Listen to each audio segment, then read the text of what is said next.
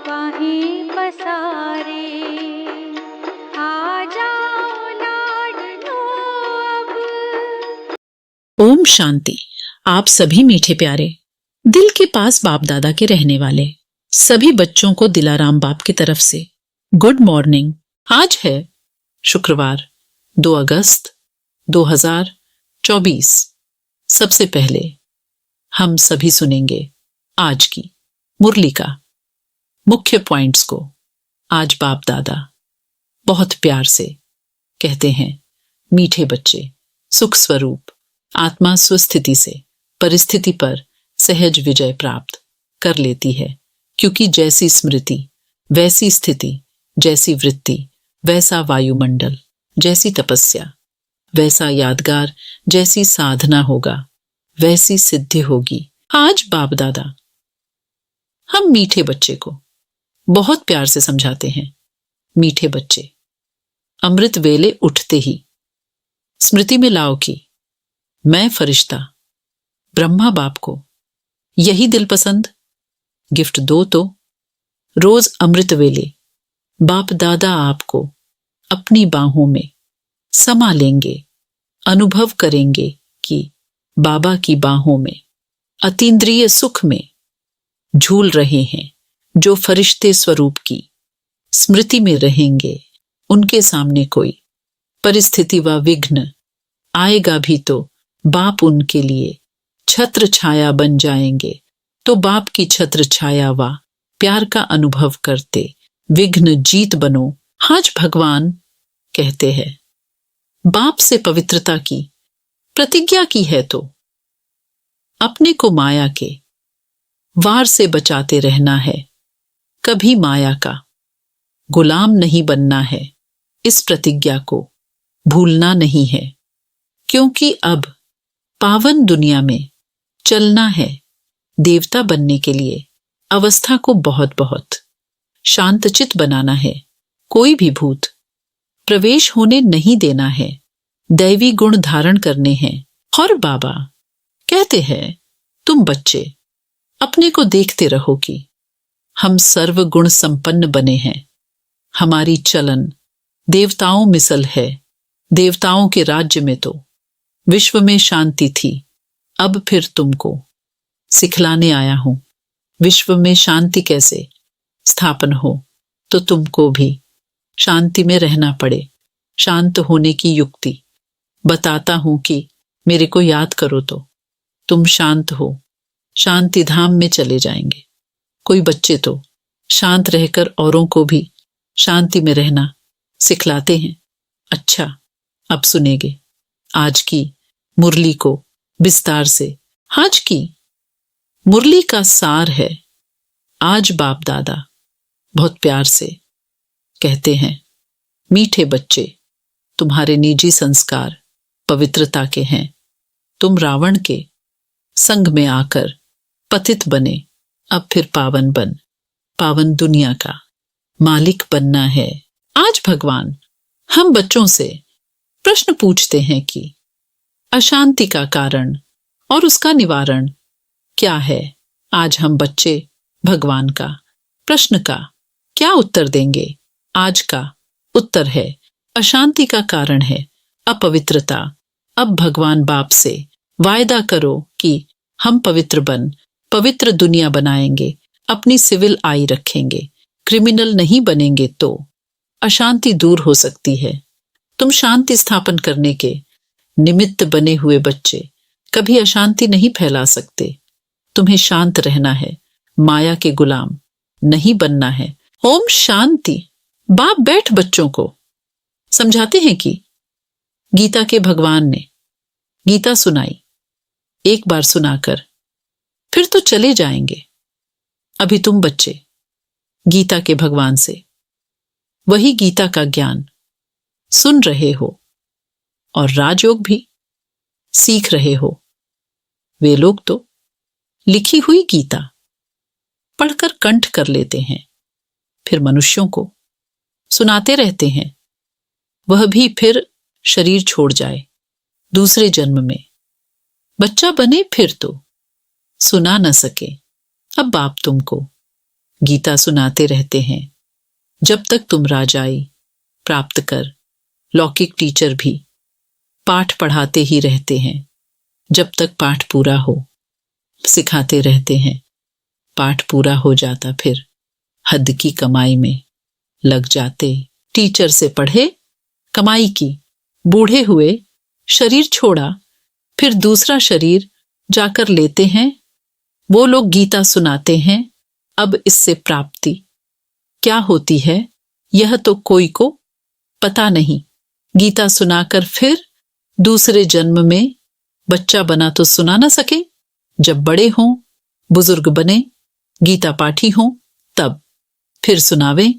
यहां बाप तो एक ही बार शांति धाम से आकर पढ़ाते हैं, फिर चले जाते हैं। बाप कहते हैं तुमको राजयोग सिखाकर हम अपने घर चले जाते हैं।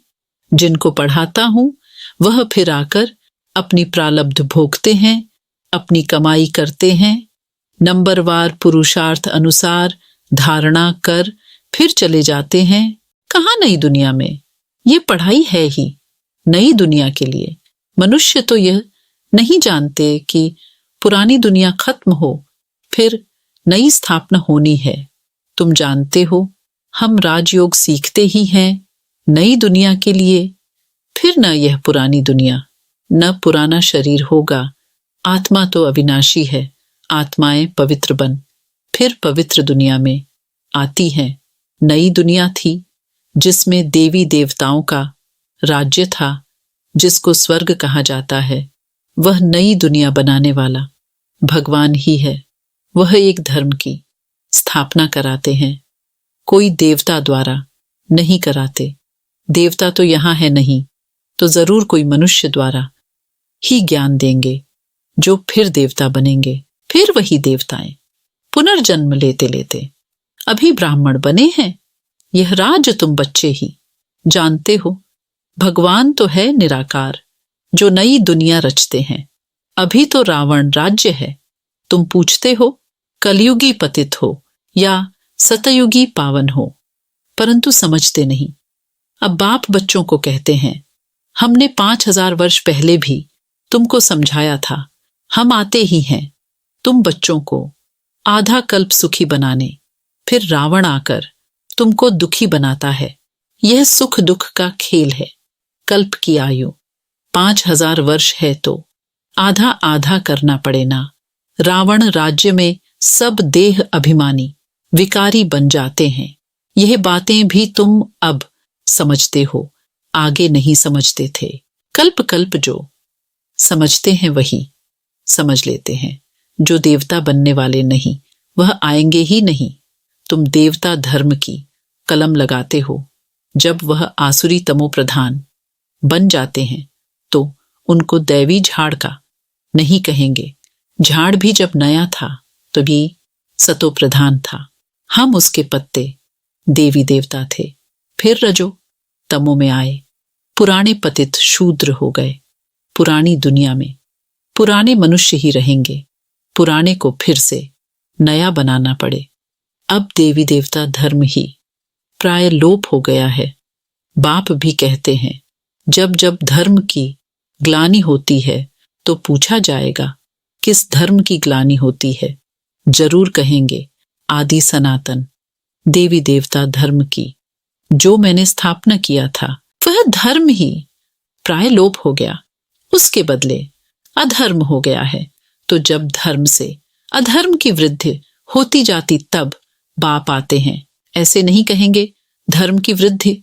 धर्म तो प्राय लोप हो गया, बाकी अधर्म की वृद्धि हुई। वृद्धि तो सब धर्मों की होती है। एक क्राइस्ट से कितनी क्रिश्चियन धर्म की वृद्धि होती है। बाकी देवी देवता धर्म प्राय लोप हो गया।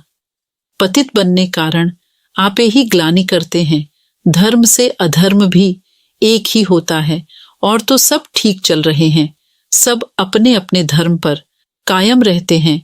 जो आदि सनातन देवी देवता धर्म वाइसलेस था वह विशेष बन पड़े हैं। हमने पावन दुनिया स्थापना की, फिर वही पतित शूद्र बन जाते हैं, अर्थात उस धर्म की ग्लानि हो जाती है। अपवित्र बनते तो अपनी ग्लानि कराते हैं, विकार में जाने से पतित बन जाते हैं, अपने को देवता कहला नहीं सकते हैं, स्वर्ग से बदल नर्क हो गया है, तो कोई भी वाह वाह पावन है नहीं। तुम कितने छी छी पतित बन गए हो। बाप कहते हैं, तुमको वाह वाह फूल बनाया, फिर रावण ने तुमको कांटा बना दिया, पावन से पतित बन गए हो। अपने धर्म की ही हालत देखनी है, पुकारते भी हैं कि हमारी हालत आकर देखो, हम कितने पतित बने हैं, फिर हमको पावन बनाओ। पतित से पावन बनाने बाप आते हैं तो फिर पावन बनना चाहिए, औरों को भी बनाना चाहिए। अशांति होती ही है अपवित्रता से। यहां आकर प्रतिज्ञा करते हैं, बाबा हम आपका ही हूं, आपसे विश्व की बादशाही लेनी है। हम पवित्र रहकर फिर विश्व के मालिक जरूर बनेंगे। फिर घर में जाते हैं तो माया तूफान में ले आती है, युद्ध होती है ना, फिर माया के गुलाम बन पतित बनना चाहते हैं। अबलाओं पर अत्याचार वही करते हैं जो प्रतिज्ञा भी करते हैं, हम पवित्र रहेंगे, फिर माया का वार होने से प्रतिज्ञा भूल जाते हैं। भगवान से प्रतिज्ञा की है कि हम पवित्र बन पवित्र दुनिया का वर्षा लेंगे, हम सिविल आई रखेंगे, अपनी कुदृष्टि नहीं रखेंगे, विकार में नहीं जाएंगे, क्रिमिनल दृष्टि छोड़ देंगे। फिर भी माया रावण से हार खा लेते हैं। तो जो निर्विकारी बनना चाहते हैं उनको तंग करते हैं, इसलिए कहा जाता है अबलाओं पर अत्याचार होते हैं। पुरुष तो बलवान होते हैं, स्त्री निर्बल होती है। लड़ाई आदि में भी पुरुष जाते हैं क्योंकि बलवान है, स्त्री नाजुक होती है, उनका कर्तव्य ही अलग है। वह घर संभालती है, बच्चे पैदा कर उनकी पालना करती है। यह भी बाप समझाते हैं, वहां होता ही है। एक बच्चा सो भी विकार का नाम नहीं। यहां तो सन्यासी भी कभी कभी कह देते हैं कि एक बच्चा तो जरूर होना चाहिए। क्रिमिनल आई वाले ठग ऐसी शिक्षा देते हैं। अब बाप कहते हैं, इस समय के बच्चे क्या काम के होंगे, जबकि वह विनाश सामने खड़ा है, सब खत्म हो जाएंगे। मैं आया ही हूं पुरानी दुनिया का विनाश करने। वह हुई सन्यासियों की बात, उन्हों को तो विनाश की बात का मालूम ही नहीं। तुमको बेहद का बाप समझाते हैं, अब विनाश होना है, तुम्हारे बच्चे वारिस बन नहीं सकेंगे। तुम समझते हो हमारे कुल की निशानी रहे, परंतु पतित दुनिया की कोई निशानी रहेगी नहीं। तुम समझते हो पावन दुनिया के थे, मनुष्य भी याद करते हैं क्योंकि पावन दुनिया होकर गई है जिसको स्वर्ग कहा जाता है, परंतु अब तमो प्रधान होने कारण समझ नहीं सकते हैं। उन्हों की दृष्टि ही क्रिमिनल है, इसको कहा जाता है धर्म की ग्लानि। आदि सनातन धर्म में ऐसी बातें होती नहीं। पुकारते हैं पतित पावन आओ, हम पतित दुखी हैं। बाप समझाते हैं, हमने तुमको पावन बनाया, फिर माया रावण के कारण तुम पतित बने हो, अब फिर पावन बनो। पावन बनते हो, फिर माया की युद्ध चलती है। बाप से वर्षा लेने का पुरुषार्थ कर रहा था, परंतु फिर काला मुंह कर दिया तो वर्षा कैसे पाएंगे। बाप आते हैं गोरा बनाने। देवताएं जो गोरे थे वही काले बने हैं, देवताओं के ही काले शरीर बनाते हैं। क्राइस्ट बुद्ध आदि को कभी काला देखा, देवी देवताओं के चित्र काले बनाते हैं। जो सर्व का सद्गति दाता परम पिता परमात्मा सर्व का बाप है, जिसको कहते हैं परम पिता परमात्मा आकर लिबरेट करो, वह कोई काला थोड़े ही हो सकता है। वह तो सदैव गोरा एवर प्योर है। देवताओं को महान आत्मा कहा जाता है। श्री कृष्ण तो देवता हुआ, अभी तो कलयुग है। कलयुग में महान आत्मा कहां से आए। श्री कृष्ण तो सतयुग का फर्स्ट प्रिंस था, उनमें दैवी गुण थे। अभी तो देवता आदि कोई है नहीं। साधु संत पवित्र बनते हैं, फिर भी पुनर्जन्म विकार से लेते हैं, फिर संन्यास धारण करना पड़ता है। देवताएं तो सदैव पवित्र हैं। यहाँ रावण राज्य है। रावण को 10 शीश दिखाते हैं, 5 स्त्री के, 5 पुरुष के। यह भी समझते हैं 5 विकार हर एक में है। देवताओं में तो नहीं कहेंगे ना, वह तो है ही सुखधाम।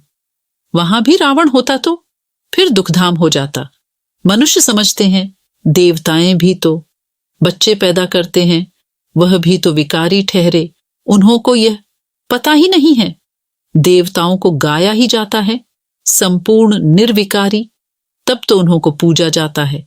सन्यासियों की भी मिशन है सिर्फ पुरुषों को सन्यास कराए। मिशन बढ़ाते हैं। बाप फिर प्रवृत्ति मार्ग की नई मिशन बनाते हैं, जोड़ी को ही पवित्र बनाते हैं। फिर तुम जाकर देवता बनेंगे। तुम यहां सन्यासी बनने के लिए नहीं आए हो, तुम तो आए हो विश्व का मालिक बनने। वह तो फिर गृहस्थ में जन्म लेते हैं, फिर निकल जाते हैं। तुम्हारे संस्कार हैं ही पवित्रता के, अब अपवित्र बने हो, फिर पवित्र बनना है। बाप पवित्र गृहस्थी आश्रम बनाते हैं। पावन दुनिया को सतयुग, पतित दुनिया को कलयुग कहा जाता है। यहाँ कितनी पाप आत्माएं हैं। सतयुग में यह बातें होती नहीं। बाप कहते हैं जब जब भारत में धर्म की ग्लानि होती है, अर्थात देवी देवता धर्म वाले पतित बन जाते हैं, तो अपनी ग्लानि कराते हैं। बाप कहते हैं हमने तुमको पावन बनाया, फिर तुम पतित बने, कोई काम के नहीं रहे।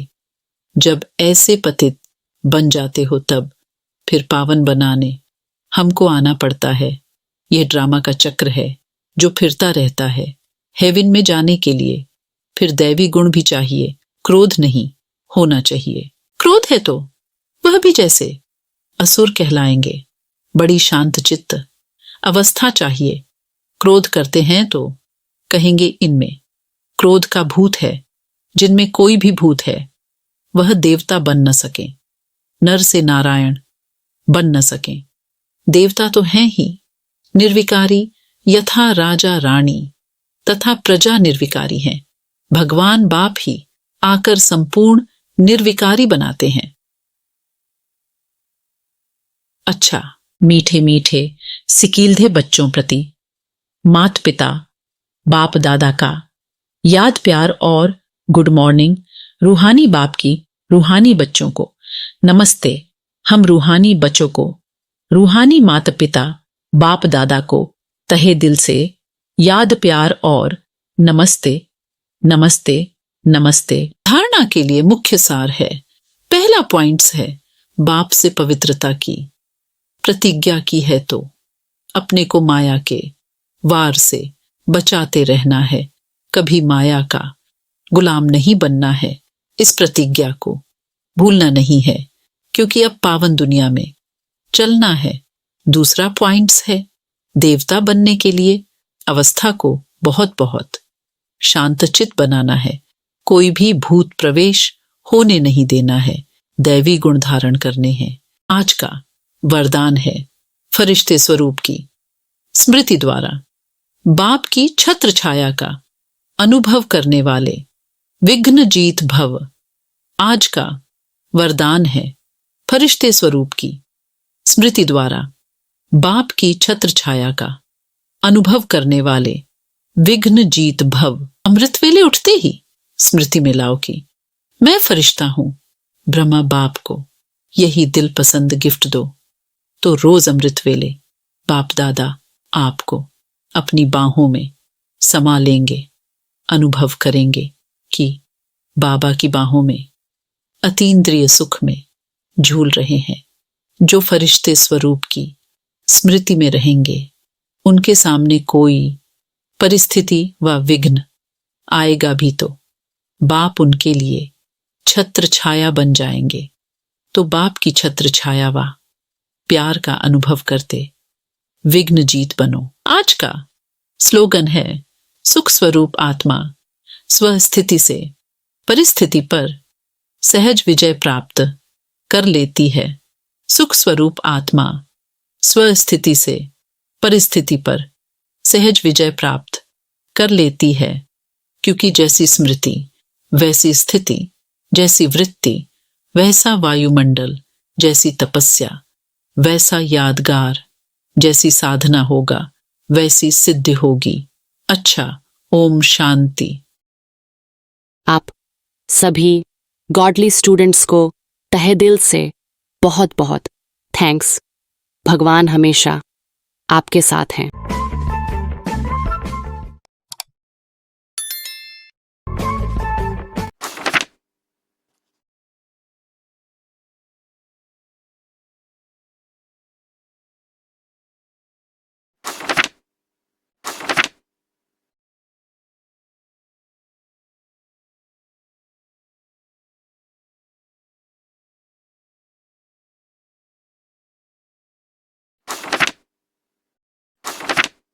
ओम शांति। मैं शांत स्वरूप आत्मा हूं, वह मेरा स्वधर्म शांति है।